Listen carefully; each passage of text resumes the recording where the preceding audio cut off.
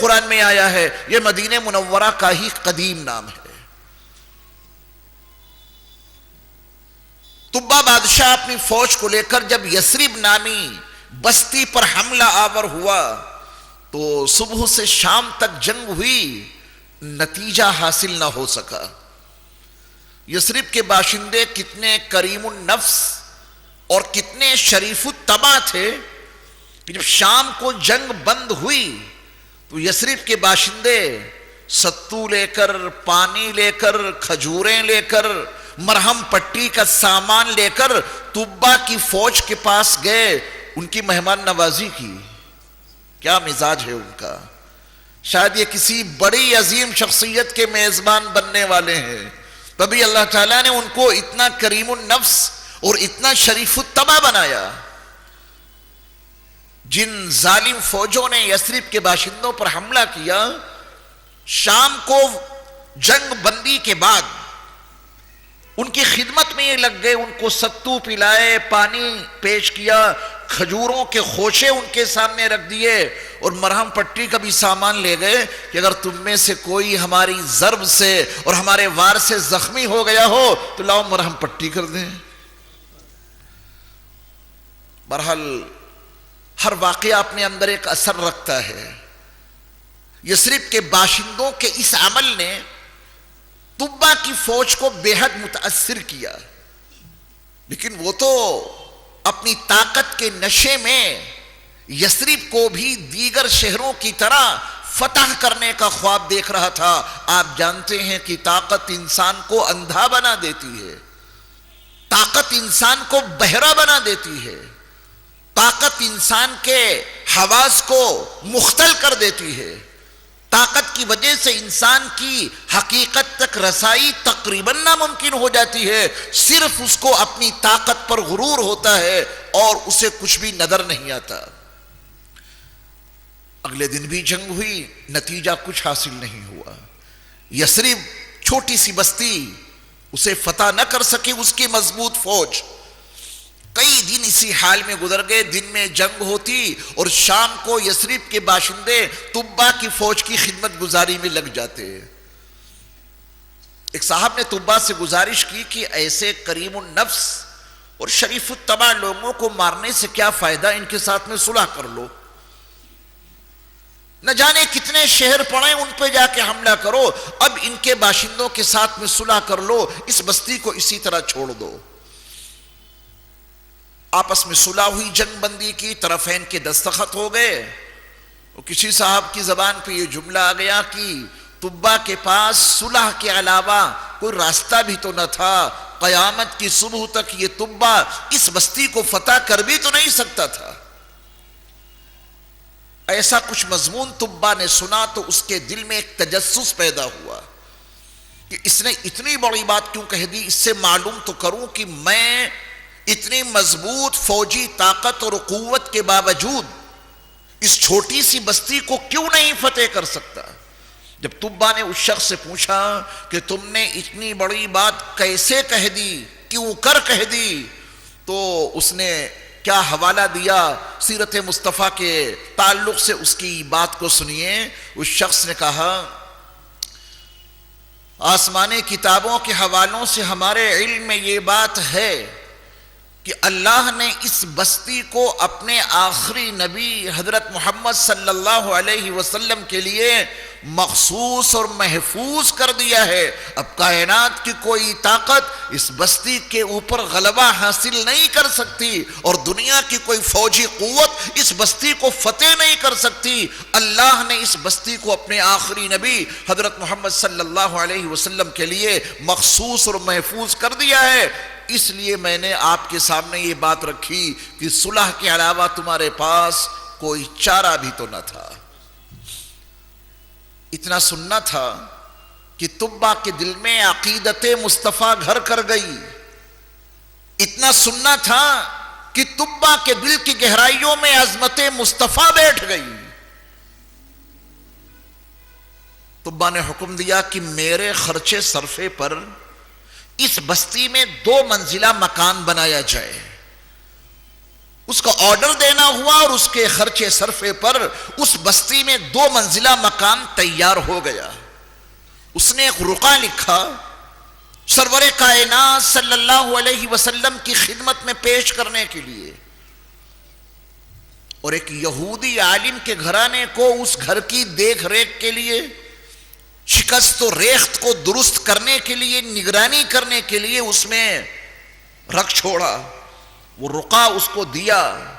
میں تو یہاں سے جا رہا ہوں، میں اس بستی میں ان آنے والے مہمان کے لیے مکان بنا کر رقعہ دے کر میں تو یہاں سے رخصت ہو رہا ہوں، جب کبھی وہ رسول اس بستی میں تشریف لائیں،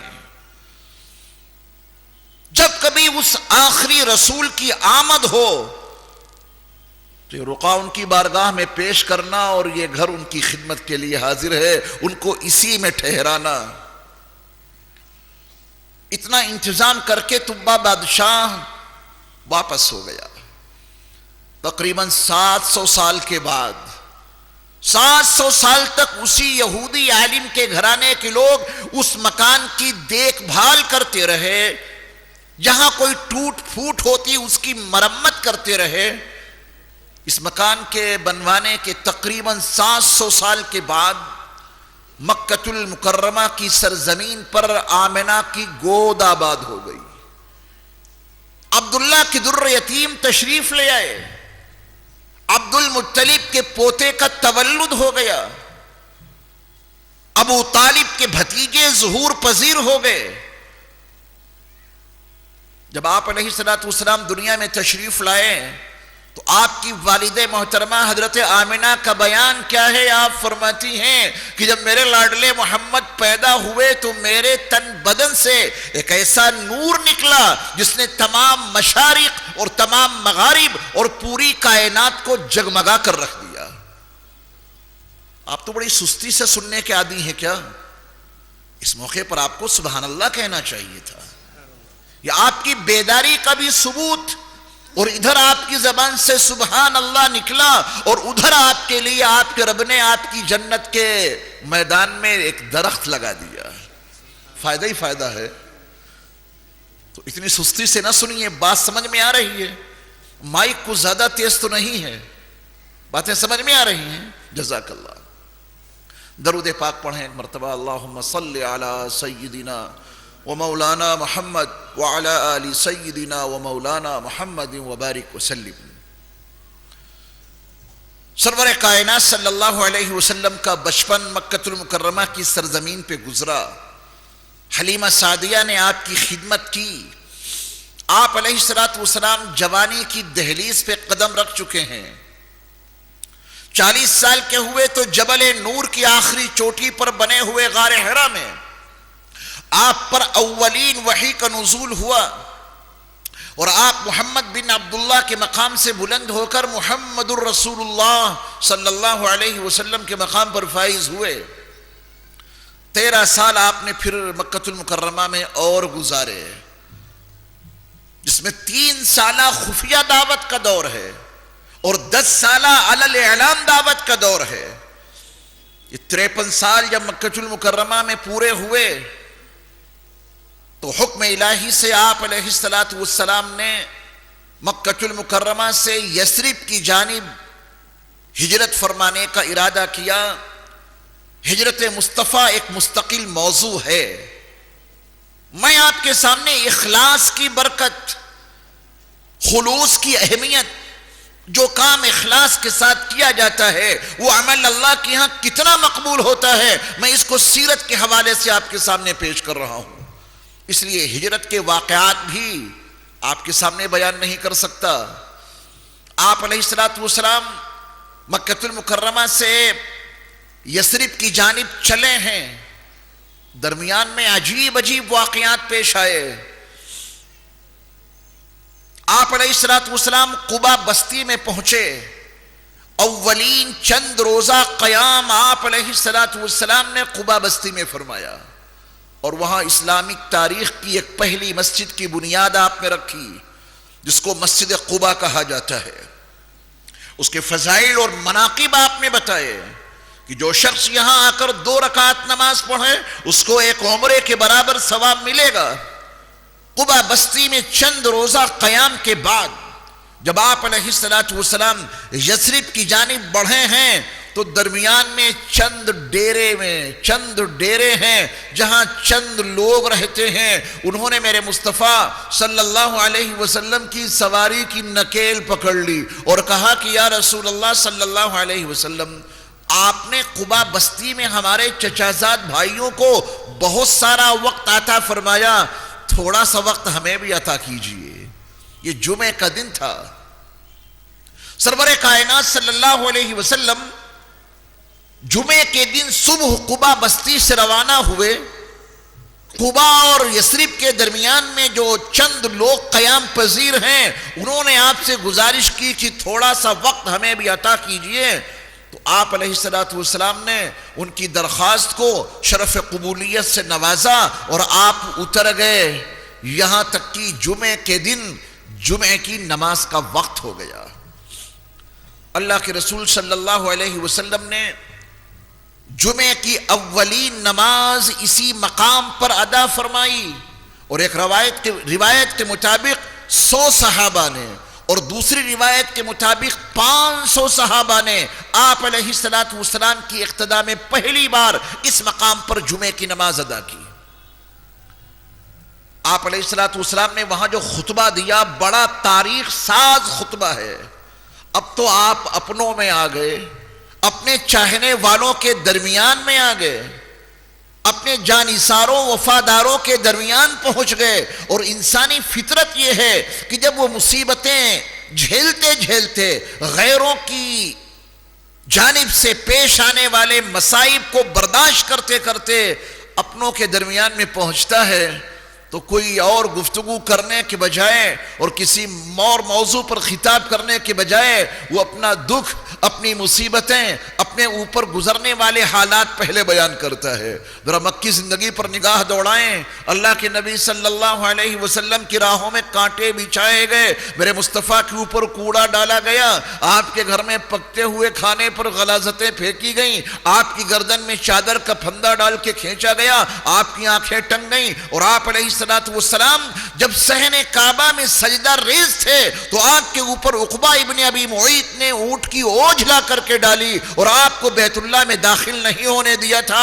عثمان بن طلحہ نے، اور آپ کو کن شدائد اور مصائب اور تشدد کے حالات سے گزرنا پڑا تھا جب اپنے جانثاروں کے درمیان میں پہنچے ہیں، جب اپنے وفاداروں کے درمیان میں پہنچے ہیں، جب آپ علیہ الصلوۃ والسلام اپنے فداکاروں کے درمیان میں پہنچے ہیں۔ اس خطبے کا آپ مطالعہ کریں اگر موقع ہو، اور آپ کے پاس موقع نہیں تو اپنے علماء سے رابطہ قائم کیجئے گا، ہمیں ذرا وہ خطبہ ضرور سناؤ جو آپ علیہ الصلوۃ والسلام نے پہلی بار اس مقام پر جمعے کی نماز کے موقع پر دیا تھا۔ آپ وہ خطبہ پڑھیں گے، عشق مصطفیٰ دل کی گہرائیوں میں اترتا چلا جائے گا۔ جب آپ وہ خطبہ پڑھیں گے تو عظمت مصطفیٰ دل کی گہرائیوں میں اترتی چلی جائے گی۔ جب آپ اس خطبے کو پڑھیں گے تو رفعت مصطفیٰ آپ کے دل کی گہرائیوں میں اترتی چلی جائے گی۔ کروڑوں درود و سلام ہوں اللہ کے اس آخری نبی پر کہ جن سے بہتر شخصیت پر آج تک سورج طلوع نہیں ہوا۔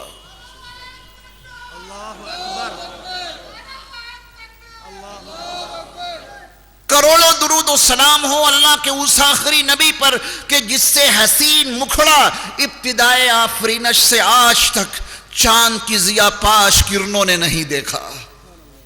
شیخ سعدی نے بڑی اچھی بات کہی، بلغ العلا بکمالہ، ایک ربائی ہے اور ربائی کی دنیا میں اپنے ناقص علم کے حوالے سے عرض کروں کہ رباعیات کی دنیا میں جتنی مقبولیت شیخ سعدی کی اس ربائی کو ہے آج تک کسی کی ربائی کو اتنی مقبولیت نہیں مل سکی۔ بلغ العلا بکمالہ کشف الدجا بجمالہ حسنت جمیع خصالہ، کیا کہے گے شیخ سعدی، وہ اپنے کمال کے دریا بلندیوں تک پہنچ گئے۔ کتنی بلندیوں تک؟ جہاں کسی نبی کی رسائی نہ ہو سکی، جہاں تک کسی رسول کی رسائی نہ ہو سکی، جہاں تک کسی جن کی رسائی نہ ہو سکی، جہاں تک کسی بڑے سے بڑے فرشتے کی پہنچ نہ ہو سکی، میرے مصطفیٰ وہاں تک پہنچے۔ بلغ العلا بکمالہ کشف الدجا بجمالہ، جن کے رخ زیبا کے جمال سے تمام تاریکیاں کافور ہو گئیں، جن کے روشن رخ مبارک کے حوالے سے تمام ظلمتیں چھٹ گئیں۔ حسنت جمیع خصالہ، اور ان کی تمام عادتیں بڑی حسین تھیں۔ حد یہ ہے کہ میرے مصطفیٰ صلی اللہ علیہ وسلم نے اگر کسی پر غصہ بھی کیا ہے تو رب کعبہ کی قسم میرے مصطفیٰ کے غصے سے بھی حسن ہی حسن ٹپکتا تھا، اس کے سوا کچھ نہ تھا۔ نعرہ تکبیر، نعرہ رسالت، انیس احمد بلگرامی۔ ایک ربائی میں 4 مصرے ہوتے ہیں، شیخ سعدی یہ 3 مصرے تو کہہ چکے ہیں، مگر چوتھا مصرع ان سے موضوع نہیں ہو رہا۔ اور جو حضرات اشعار موضوع کرتے ہیں، جو شاعر ہوتے ہیں، ان سے مل کے پوچھئے گا کہ جب کبھی کوئی شعر موضوع نہ ہو یا کوئی مصرع ہاتھ نہ لگے تو کتنی پریشانیوں سے گزرنا پڑتا ہے، نیند نہیں آتی ہے۔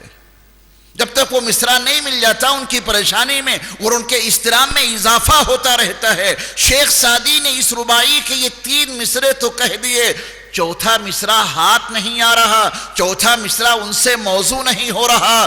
بلغ العلا بکمالہ کشف الدجا بجمالہ حسنت جمیع خصالہ، وہ چوتھا مصرع نہیں مل رہا، اور چوتھے مصرے کی تلاش کرتے کرتے ان پہ غنودگی طاری ہو گئی، نیند آ گئی۔ اللہ کے نبی صلی اللہ علیہ وسلم کی زیارت ہو گئی، اسی غنودگی کے عالم میں شیخ سعدی کو سرور کائنات صلی اللہ علیہ وسلم کی زیارت کا شرف حاصل ہو گیا، اور میرے مصطفیٰ نے فرمایا کہ سعدی کہہ کیوں نہیں دیتے صلو علیہ وآلہ۔ نعرہ تکبیر، جلسہ ساقی کوثر، مولانا انیس احمد بلگرامی، علماء حق۔ اب آپ بتائیں کہ اس ربائی کو مقبولیت نہیں ملے گی تو کسے ملے گی؟ نہ میں اچھا، توجہ دیجئے، نہ میں اچھا نہ میرے شعر اچھے، بات اتنی ہے۔ نہ میں اچھا نہ میرے شعر اچھے، بات اتنی ہے، جسے اچھا کہیں آقا وہ اچھا ہو ہی جاتا ہے۔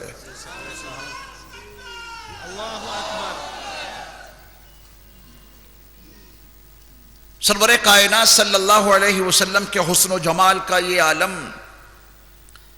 آپ کے اخلاق کا یہ عالم کہ آپ اپنوں کے بیچ پہنچے، تو پھر جو خطبہ دیا ہے تو ظاہر بات ہے کہ اس خطبے کو یہاں بیان کرنے کا موقع نہیں۔ بڑے علماء، اکابر علماء آپ کے سامنے موجود ہیں۔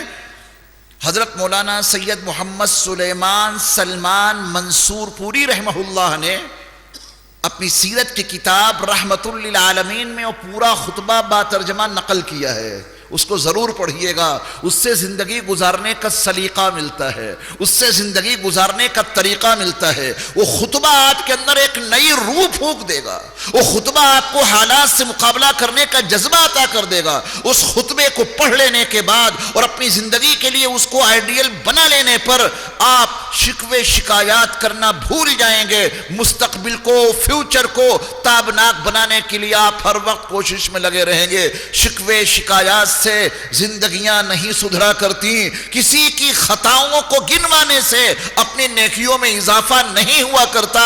وہ خطبہ آپ کو ایک پائیدار زندگی گزارنے کا طریقہ اور سلیقہ عطا کرے گا، ضرور پڑھیے گا اس خطبے کو۔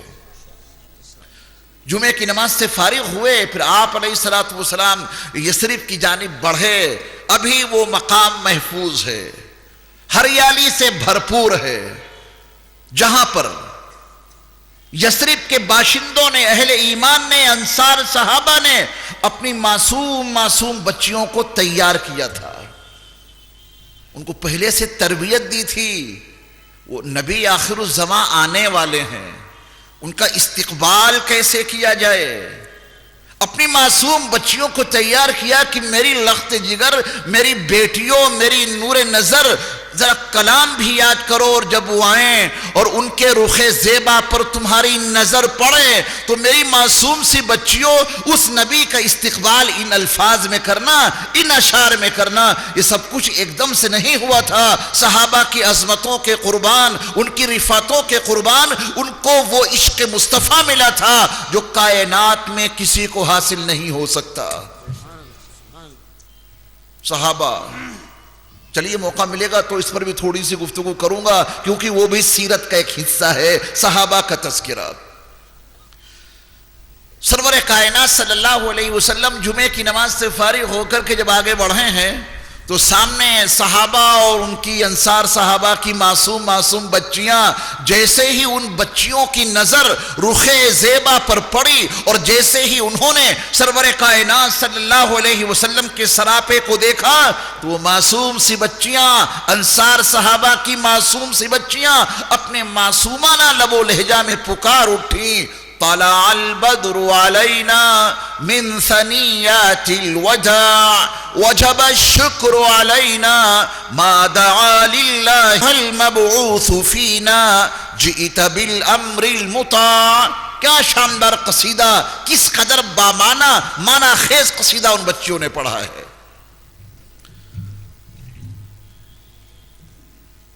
مہمانوں کو بٹھلائیے، پھر انشاءاللہ گفتگو کرتے ہیں۔